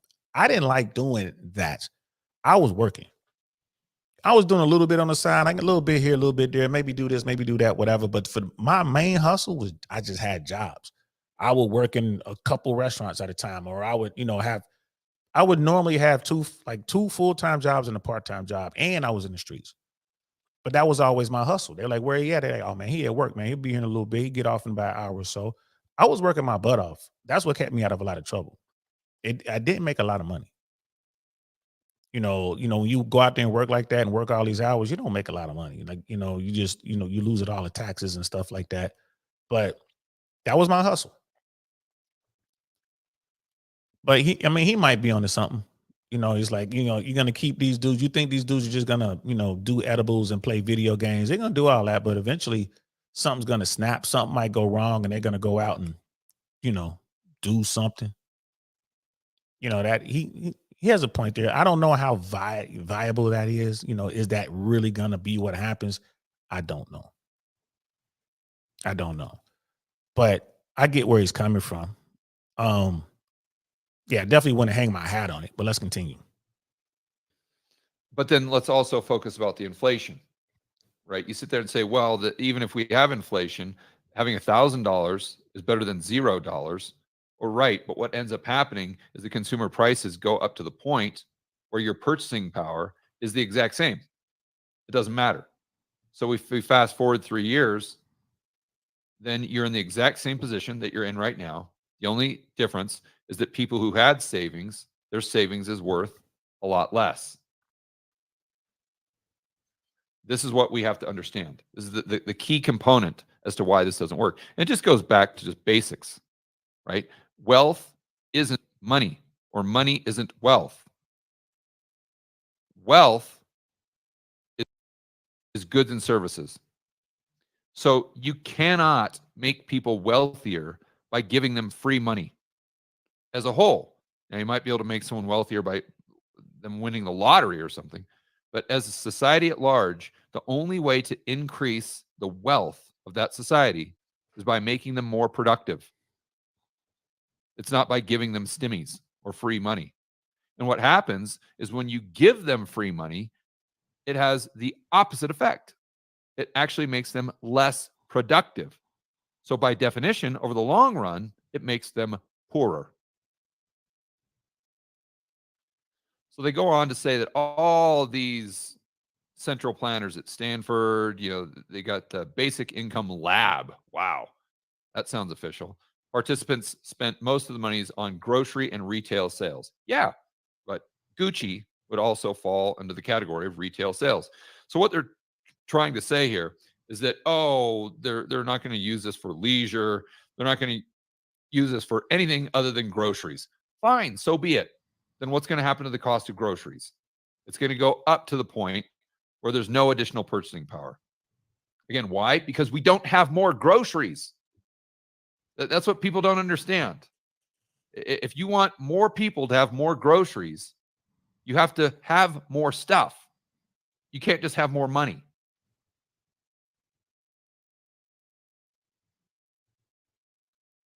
And so Sean here, I don't know who he's part of this Stanford think tank probably, says the evidence is overwhelming. People don't spend it on vice. They spend it on, I'll tell that to the long lines at every single designer store at the mall. But setting that aside, they spend it on necessities. Okay, fine, Sean. Let's just assume they do spend it on necessities. What's going to happen to the price of necessities? It's going to go up. And at the end of the day, you're just hurting the people that you're trying to help, assuming your intentions are good. And I think most people fail to understand that. Right? If you take a dude who's making $20,000 a year and you give him $100,000 the following year, right? And everyone in the situation got that money. And there's not more stuff being created, right? There's there's the same amount of goods and services available. The goods and services become more expensive. Look at Colombia, for example. Look at the Philippines, look at Thailand, right? Everyone loves guys, the passport bros go over there because they're financial juggernauts, right? Even though if in America they're only making $50,000 a year or less, they can go someplace like the Philippines or Thailand or Colombia, and now they've leveled all the way up to scale. Right? The same thing will happen in America. You're making $100,000 a year. Okay. You were spending, let's say $200 a week on groceries. Now you're spending $1,000 a week on groceries. Right? So yeah, you have more money, but you have to spend all the money. So you're still in the same situation. You just I got all this money in the bank. Right. But you got to spend all that money and then some just to live, to pay your rent, to pay your car, to pay to fix the car, to pay for tires for the car, right? To buy groceries, to buy your kid an instrument for school, to buy clothes. Everything goes way up, even though you have money. So I get that point that he's trying to make. It makes sense to me. It makes sense to me. It doesn't matter how much money you have. If you can't afford to buy the stuff that's out there for sale. Brother Dino is like, George, nobody is talking about UBI. No, they're not talking about UBI. They're talking about GIP. But all right, same thing. He's like, DL, look at the Scandinavian implementation of UBI. It's very successful for them due to their massive energy reserves. Yeah, America has massive energy reserves too. America can afford to use a version of UBI. In fact, Andrew Yang pointed to Scandinavia when he was making his push for this, and he still talks about it.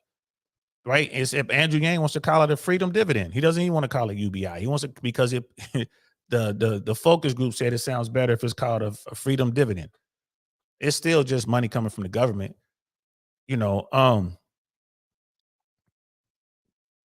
yeah, I mean, they were doing good over there. It's a small country too, nowhere near as massive as America. I mean, America spends a lot of money, man. I mean, just look at what we spend on military alone. Like, just our military budget is crazy. America spends a lot of money. America can afford to do these things, but these things are bad for the economy overall. It doesn't help. We're trying to, we're going to make everybody middle class.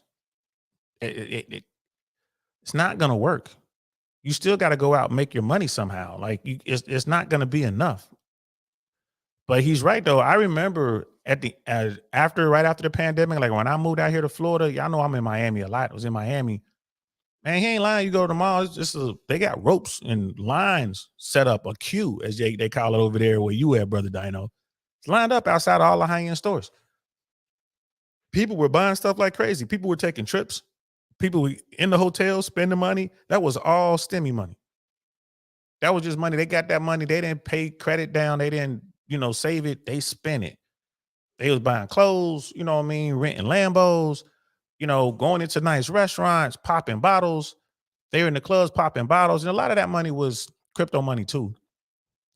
But people were out, getting it. Something like that will happen if they decide they're going to pay every American, $2,000 a month for 3 months or something like that. Give every American $6,000 or whatever they're going to do. That money is going to get spent in other places. There are going to be people who take care of business, but then there are going to be people like, cool, I'm about to go out here and have some fun. I'm finna go to New York. I'm finna go to Miami. I'm about to go to Vegas. Go check out some F1, baby. And they're going to put that money in. That money is going to go, like George Gammon said, right to the 1%. It's just how it works. Call it what you want to call it, but this is going to happen. I'm with George Gammon on this one. I think that the government is going to come out.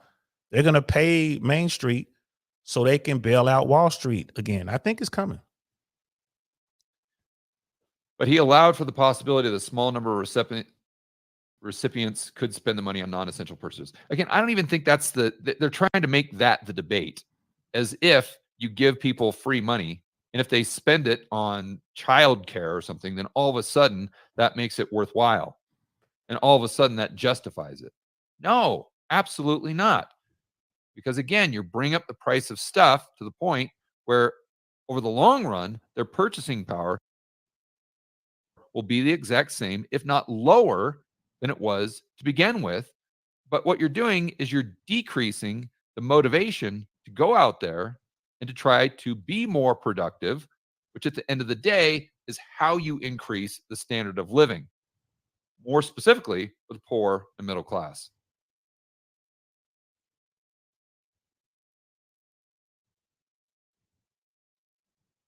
So now they go back and use this other person as an example. They say the cost of groceries is unimaginable.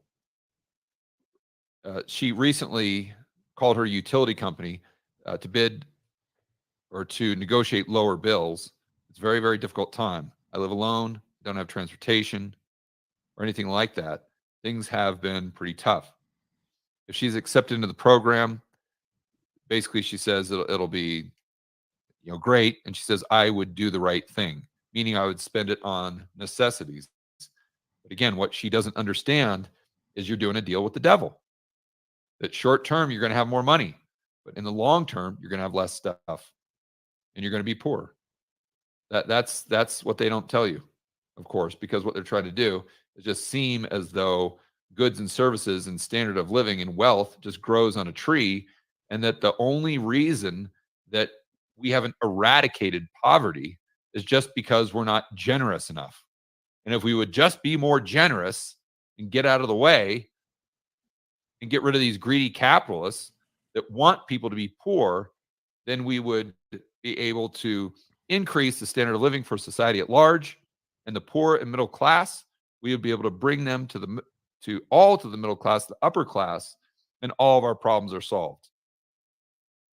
Again, it's that stupid idea that money is wealth and money solves the problems. Money doesn't solve the problems. More stuff solves the problems. And UBI sets up an environment where we've got less stuff, not more. And a hell of a lot more problems, because you're going to have the young males with no purpose in life and no father, because their father's out there doing drugs and everything else that they're doing. And that's going to lead to just more and more social unrest at the end of the day. Even if they do have money, people have to have a purpose in life. They can't just wake up and be children where the state is just taking care of them their entire lives. That never, ever ends well. All right, guys, enjoy the rest of your afternoon. As always, make sure that you're standing up for freedom, liberty, free market capitalism. If you want to be a part of that webinar that we've got this Friday, where I do a deep dive on everything that we talked about in the last video, that trip I took to Florida, St. Bart's, Dubai, go ahead and head over to georgegammon.com/pro. You can sign up very quickly, and we'll see you Friday. Outside of that, see you on the next video. Shout out to George Gammon. I gotta give it to him. Now, I ain't gonna lie, he lost me a little bit on the young guys. They're gonna just rise up and revolt. I get where he's coming from. Young men will be young men. I get that part, but it's like, man, that's gonna take some more convincing to get me on completely 100% on board with what he's talking about there on that part. But I agree with all the other stuff. So that was George Gammon, right? And I was gonna save this for maybe we'll just do this as a preview. Let's look up minority. What did I say it was? Minority mindset. And I was watching a little bit. All right, so let's do this. Let's pull this up. This is Jetpreet Singh. I've been watching him off and on for a few years, man. Like, I ain't gonna lie to you. Like, I dude's really into like buying real estate and cash flowing houses and stuff like that. He's still into that, but he also talks about economy stuff, right? So let's just pull this up real quick. Let's have a look at this. And that's him right there. He's going to talk a little bit about the same thing. I doubt if we get through the whole thing. I want to talk about this tomorrow, but I just want to do a quick little preview, man. So let's check this out again. This guy is nowhere near George Gammon, as far like, I don't believe this guy's a rebel capitalist. I don't believe he's kind of, like in that. I think that this dude right here is cool with the way the system is set up. He just doing his best to help people to maneuver in the current system. I don't think he's anti-central bank. I never heard him talking about this stuff, to be honest with you. Not that I watch, like, I don't religiously watch his channel, but I do watch it. Like, he has some good topics, and this is one of them. I peeped this today. And I just want to kind of draw a contrast between what George Gammon is talking about. So George Gammon being, let's just say, the more conservative side of this, anti-central bank. George Gammon is all for, freedom from the central bankers, from the central planners, and all about, capitalism, true capitalism. I forget how he puts it. And then I would say that this brother right here is the opposite of that. And his brother is like, no, this is how the system works, and it works well. And, these are the things that are going on right now, and just want to help people maneuver. So I would say this guy was more liberal in his views on the economy and how it works, versus a George Gammon maybe being more conservative. Not to make it political, and these guys, I don't believe these dudes are political. I just want to kind of, use that to draw the distinction between the two. But let's listen to what he has to say. And this came out today as well. Turns out, inflation is not going down the way everyone is hoping. And because of these higher than expected inflation numbers, the White House's Treasury Secretary Janet Yellen just came out and said that she was wrong and regrets that she said that inflation was transitory. It only took, 3 years? So here we are in March 2024, and we just got data saying that the prices of things that we buy rose faster than expected in February. But it gets a little worse. Wholesale inflation, which is when businesses have to pay more money to buy their raw products and materials, rose 2 times faster than expected in February. Now, this is where you might be thinking, well, Delsprit, that's a good thing I don't own a business. Well, you still want to pay attention. Think of it this way. If a business has to pay more money to create their furniture and toys and cars, who do you think is going to end up paying more money to buy these furniture and toys and cars in the future. Who, me? And this naturally brings us to 3 questions that I want to dive deeper into in this video. Question number 1 is, if inflation stays hotter than expected, when are we going to see interest rates actually fall? And number 2 is, if interest rates stay higher for longer, is that going to lead to an economic slowdown or a recession? And number 3 is, if inflation is hotter than expected, what does that mean for the cost of living for regular people in America in 2024? Are we going to continue to see this bigger divide between people who are wealthy and understand money and everybody else? So let me start by talking about number 1. What the heck is going to go on with interest rates if inflation is coming in hotter than expected? Now, So Janet Yellen is the Secretary of Treasury, and her and Jerome Powell work hand in glove to try to get things right. She's been saying everything's great. A lot of these numbers comes from her people. When we were talking about the jobs reports and all that, America has 9 million job vacancies and all that, and the 275,000 jobs created in February. All that stuff comes from, I think, Treasury and that part of the political arm. And she's been saying inflation isn't that bad. It's transitory and there's all this other kind of stuff. But now she's like, nope, it's messed up. And you saw those headlines that he put up there about inflation and how inflation is outpacing and doing all this other kind of stuff, and how this is bad for, average Americans, and right, which kind of goes hand in glove with what George Gammon was talking about. Now, what Jess Spreek is not going to talk about stimmy money and all that kind of stuff, but he is going to talk about inflation. He is going to talk about purchasing power, which, again, math. It's just the cold mathematics of it all. I want to let you know that on April 2nd, 2024, I'm going to be hosting a real estate investing workshop where I'm going to be going over my own real estate investing strategies, where I'll be going over things that I look for to find a good real estate location, how to find a good neighborhood to invest in, how to find the growing areas, and then I'll be going over how to find a good property that makes sense financially, how do you underwrite the deal, how do you make sure that this property is going to cash flow, and then I'm also going to go over how you can maximize your profit. So if you've been thinking about investing your money in real estate, or if you want to know how you can do your next real estate deal maybe a little bit better, this is a free and live workshop that I'm hosting on April 2nd at 8:00 p.m. All you got to do if you want to join me is register, and I got the link for you down in the description below. Now, to really understand what's going on with interest rates and where interest rates are going to go in 2024, I think we need to back up a little bit and understand why the Federal Reserve Bank has been forced to raise interest rates so aggressively over the past couple of years. And I haven't given this full explanation in a little while because I talked about this a lot in 2020, in 2021, and 2022, but I think it's very important to understand this right now. See, the thing that so many people get wrong about inflation is that inflation isn't actually the prices of things rising. That is a consequence of inflation.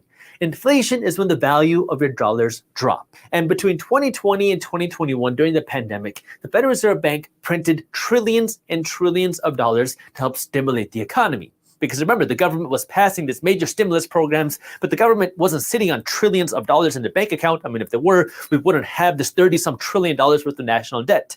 So when the government was passing these trillions of dollars of stimulus programs to give out stimulus checks, to give out unemployment money, to bail out businesses, to give out these PPP loans, the government needed money to do that. And because they didn't have this cash, how did they do that? Well, they went to their friends at the Federal Reserve Bank, who is a central bank here in the United States, who has the ability to essentially create money out of thin air. So yeah, I'll see right there. When you get into the math of it, all of the talking heads are on point. They're all saying the same thing, right? You just see those quick headlines that they popped in there. $2 trillion under Trump, 1.9 billion. Might as well call it 2 trillion. 1.9 trillion under Biden. Between those two administrations, you're looking at $4 trillion added to the deficit, which was approved by all of the people, Republicans and Democrats alike, in Congress. You see what's going on here, right? It's just one of those things. And what he said, it came out in stimmy money. It came out in unemployment benefits. It came out in PPP loans. All that stuff, man. Get UBI, PPP, whatever you want to call it, is the government giving people money. Different tax breaks that they came up with, like child tax credits and stuff like that. It's just the government giving people money. And what did he say? Inflation isn't the stuff goes up. It just the purchasing power or the value of your dollar goes down. That is what George Gammon has talked about. He talks about all the time. That is his main talking point. Purchasing power. So you see, like, these two dudes from opposite sides of the spectrum, but they have the exact same narrative, right? The Federal Reserve Bank printed these trillions of dollars. They gave it to the United States government, and then the government went and gave out this money to people, and they gave this money to businesses. Now, the question is, what is the impact of this? Well, we were in a recession in 2020 and 2021. Some people called it the worst recession since the Great Depression. Yet at the same time, we were seeing luxury brands like Louis Vuitton break record sales and record profits in 2021 and 2022, which you might think is a little strange, which it is, because we were technically in a recession, but people are buying up these luxury goods like crazy. So the question you want to ask here is, why was the government spending all this money creating these stimulus programs? Well, they wanted to stimulate the economy. Now let's think about this for a second. What does it mean? Right there. They wanted to keep the economy going. They wanted to stimulate the economy. They knew if they gave the money to people, people would go spend it, and spend they did. What did George Gammon say? They were out buying high-end stuff. What did old boy just say right here? They went out. And he also said that we were technically in a recession in 2020. Right? So, and that's around about the time when George Gammon was saying, Brother Dino, to your point, George Gammon was saying in 2021, like, it's going to be an economic depression. It didn't happen because of all the interference, all the stimmy money, all the money that came from the government went to the people. Again, it's just kind of, I believe, and I could be wrong, but I believe that was just a way to kind of kick the can down the road. Mean when the United States government wants to stimulate the economy? They don't want you to take this cash and put it in your bank account because that's going to stimulate your wealth. They don't want you to take this cash and put it into the stock market because that's going to stimulate your wealth. They don't want you to take this cash and pay off your debt because that's going to stimulate your wealth. They want you to stimulate the economy, which means they want you to take this $1,000 stimulus check that you got, and they want you to go out and shop with it. Because when you take that $1,000 stimulus check and now you go to Gucci, you go to Louis Vuitton, and you go to Chipotle and you get the extra guac, but now somebody else is getting that money because now these companies make that money, and now they have the ability to open up more stores, hire more people, and continue growing the economy, right? Our economic system runs on spending. The more money you spend, the more money somebody else makes. And we saw this huge boom in spending in the middle of this crazy recession where the economy shut down. Nobody's working, nothing's being produced except, I guess, money. So now we have an economy where nobody's working, nothing's being produced, but people have the ability to spend. And not just people, businesses have the ability to spend. People got money in the form of unemployment checks. People got money in the form of stimulus checks, and businesses got the money in the form of grants and PPP loans. So now businesses have money, people have money, nothing's being produced, but people and businesses are spending like crazy. So now let's think about what that means. If I'm going out to a store and I'm buying the products in the store, but nothing is being produced to be sold in that store because remember, the economy shut down, factories are shut down, or they're not being produced at the rate as they were before. Well, now you have this low supply of goods, but a lot of demand because everybody has money, but there's nothing really being sold. So now we have a lot of people that want to buy something, but there's not many of this thing being sold. What happens to the prices of things? Well, naturally, the prices of things go up. So now when the government is spending money that they don't have, and the Federal Reserve Bank is printing money they don't have, and people are getting money, well, now this creates more demand for products. This creates more shopping. This creates more spending. And the spending stimulates the economy because now people have money in the bank, which they can now go out and spend. And now as spending happens, businesses are making money, and now businesses are seeing more sales, businesses are seeing bigger profits, and then because they don't have as much stuff, they got to raise the prices of their products because now they're also struggling to get their raw materials. They have to pay more money to get their stuff. They have to pay more money for the labor. So now the prices of things start to go up. And now you have this inflationary issue, which is that the prices of things have risen very quickly over the last few years because, well, so many dollars have been created. The value of each individual dollar has gone down, causing the price of things to go up. I mean, so, and that's pretty much, again, the same stuff that Gammon was talking about. It's like there isn't more stuff. You got a ton of money, but there's no stuff to buy. So your money's going to buy you less stuff, which means your purchasing power goes down, which means if you were a poor guy and then they gave you a bunch of money, you're still going to be a poor guy because it's going to cost more to buy all that stuff. It just all adjusts. That's right? So you had two guys saying the same thing. They're just saying it very differently. And, one's more creative than the other. George Gammon's an old dude. He's a couple years younger than me, but he's into his 50s. You know what I mean? Here's a young dude. Ooh, excuse me for that. Ooh, had to get that out. And he got another young dude who's, he's cool. I like watching this guy because he's very animated and I like the way he says it, but the information is spot on. It's still right there. It's the same info, right? So this is what brings us into this inflationary period. Remember, there's no finite amount of dollars out there. Our paper dollars, our money, is not backed by physical gold or some physical tangible asset. So now when you print more money out of thin air and it enters our economic system, the value of each individual dollar goes down, which means if you had $1,000 in your savings account in 2019, and now you have $1,000 in your savings account in 2024, that $1,000 in 2024 cannot buy you anywhere near as much as it could back in 2019. So now what we've seen happen is that the value of our dollars have dropped a lot. And this is where the Federal Reserve Bank begun raising interest rates in 2022 as a way to cool down inflation. Now, this is where I want to premise this, that the goal of the Federal Reserve Bank now is not to create deflation, is not to get the prices of things to fall. The Federal Reserve Bank wants to create something called disinflation. And what disinflation is a cool down inflation. That means they still want the prices of things to rise. They just don't want the prices of things to rise as fast as they were rising before. So now the Federal Reserve Bank wants disinflation. And this means now they want the prices of things to start rising a little bit slower. That doesn't mean we're going to go back to the 2019 prices. That means they want things to be more expensive this year than last year, but not a whole lot more expensive. The Federal Reserve Bank wants an inflation target of 2%, meaning they want the prices of things to rise by around 2% a year, but we're still quite a bit higher than that. This is where now understanding, well, the inflation issue was originally caused by the Federal Reserve Bank printing money and then the government spending money. And now to solve this issue, the Federal Reserve Bank is working to raise interest rates to solve the problem that they originally created.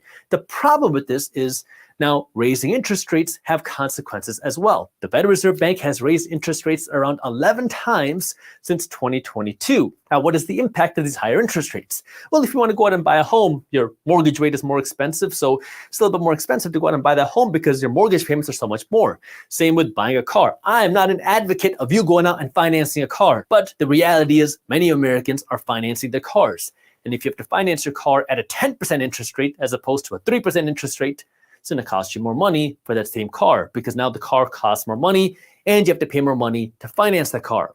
And it's also your credit card debt. I'm not an advocate of you financing things on your credit card, but many Americans have credit card debt. And when interest rates are more expensive, you have to pay more money on your credit card debt just because interest rates are more expensive. So now this is where.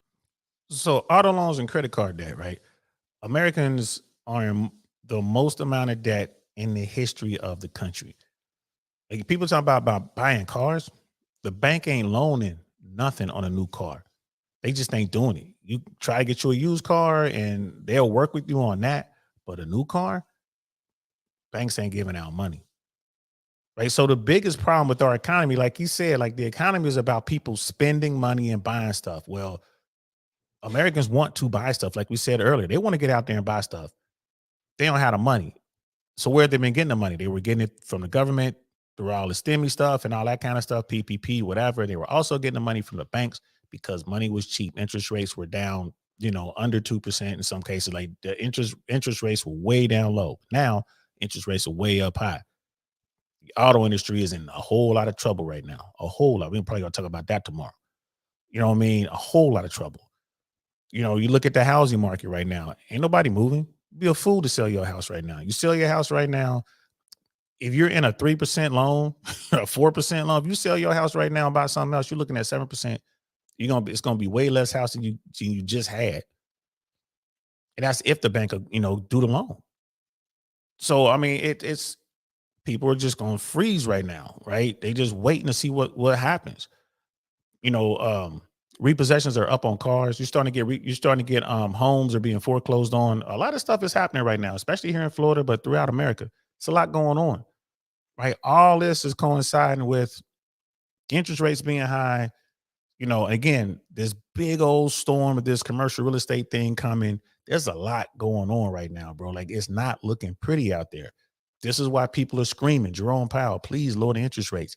I don't think he has any intention of doing that at all. I don't think there's any way you can get him to lower the rates. Where the Federal Reserve Bank has been working to increase interest rates to do what? To do something called cooling demand. Because now when interest rates are higher, people are looking at car prices, they're looking at the prices of things saying, I don't know if I can afford this anymore, so maybe I won't buy this. And now if you have less people out shopping, if you have less people out spending money, that means lower demand, while supply of things are going up because now manufacturing plants are opening back up, stores are opening back up, the supply chain systems are opening back up. So things are being produced and the supply of things are rising and the demand of things are coming down. This is how now the Federal Reserve Bank is working to cool down inflation because they want demand to come down. Higher interest rates cool down demand. Another way to understand this is just take a look at the housing market. When mortgage rates are at 7%, you have a lot less people that want to buy a home. Then mortgage rates are 3%, because when it's a 3% mortgage rate, everybody wants to buy a home. Every home is a bidding war, and now you have 50 offers on every single home. When mortgage rates are 7%, well, there's not as hot of a housing market because now people are questioning if they want to pay that much of an interest rate on their mortgage. So it's a way to cool down demand. And when mortgage rates are 3%, we saw home prices shoot up much faster than what they were doing now. So this is what the Federal Reserve Bank is doing. They've worked to increase interest rates as a way to cool down demand, as a way to cool down price growth. And I think most people understand that. Right. And we're going to pick this up tomorrow. We're going to pick this up tomorrow right at this point, and we're also going to talk about what's going on in the car market. Lucky Lopez is a YouTuber out there. I saw him on Fresh and Fit. And I like watching this stuff, bro. Like, the guy knows the car industry. We're gonna transition into that. Yeah, we're gonna pick this up tomorrow right here. Where I'm at 10:54. Let me write down this time so I don't, in case something happens. And it's gonna be an early show, guys, because tomorrow I got a lot of stuff to do tomorrow evening and into tomorrow night, preparing and promoting for the show. So it's gonna be during the day. But we're definitely gonna pick this up. We're gonna talk about continue to talk about what's going on with interest rates, the economy slow down, and the cost of living, because I think it's really good and it's going to work. It's going to work with what we started with George Gammon. Jet Spring. I always mispronounce his name, but I'll get it right tomorrow. The brother we were just watching, he never talks about the commercial real estate side because he's a residential real estate dude. He doesn't talk about the commercial real estate side. He doesn't talk about all the loans that need to be rolled over. I think he might have mentioned it for like a hot second when he was talking about the economy slowdown or maybe the cost of living, but we'll see. But that might take out a few more regional banks. And again, like, it's just we're in it, guys. All those people talking about a soft landing, this is going to be all great and all that. Wall Street is going gangbusters, is crazy. Bitcoin was going crazy. Everyone's buying houses. Well, it's changed. Things go up and then they come down and they go up. They come down and they go up and then they do this and then they do whatever. That's where we at right now. That's where we at. I do believe that there's going to be some more STEMI money or GIP money, which is the guaranteed income program, or UBI, or whatever you want to call it. I think that's coming. I think the elected officials are going to send money to Main Street, to everyday Americans, so they can bail out Wall Street, because Wall Street's going to need it. But we're going to pick all this up tomorrow. I hope you guys kind of enjoyed it. I really appreciate y'all rocking out with me. You know what I mean? I really do. Yeah. I think it's because it's cool. I'm glad. I'm sorry I missed Monday and Tuesday. I'm here today. I'm going to do an early show tomorrow. And then Friday we have the show. I might even do like a real late thing on Friday, or maybe talk about what happened Saturday. I'm going to do that. I'll be in the car filming as well. All that good stuff. Man, I appreciate y'all, man. I hope that this is a good conversation. I hope that you guys kind of dig this, because this is something we all need to be watching, y'all, because it affects all of us. And all of this is going on during an election year. I wonder how this news would be received if this were a non-election year. I wonder if there would be like a different tact. I mean, I think what would the politicians be doing? I wonder. So I appreciate y'all, Brother Dino. I appreciate you, Brother Pitney. Last good man in Jersey. Mandrell was in here, man. I appreciate y'all. Brother Knightish was in here as well. Brother Smeebles. I Am the Single One was in here. Level Up, man. Appreciate y'all so much. We're just gonna keep rocking this out. Lay in the Vo, of course, always appreciate you. We're gonna keep rocking this out, man, and seeing what it do. Don DeMarco to y'all. I appreciate each and every one of you. This is we're just gonna keep doing this and see what it do. Yeah. I'm just kind of looking at it like, man, what are we going to do? So I will see y'all tomorrow. I'm gonna jump on early. I'm gonna try to get on around noonish Eastern time, maybe 1 o'clock at the latest. We'll see. Just do me a favor. Just kind of keep the computer open, like 1 hour on the computer, and see. I'm just gonna jump on here and make this happen. I'm DL Saint. This is I Really Want to Know podcast. I'm gonna see y'all tomorrow. Peace. Nothing like I've ever seen. It's just a thing of beauty.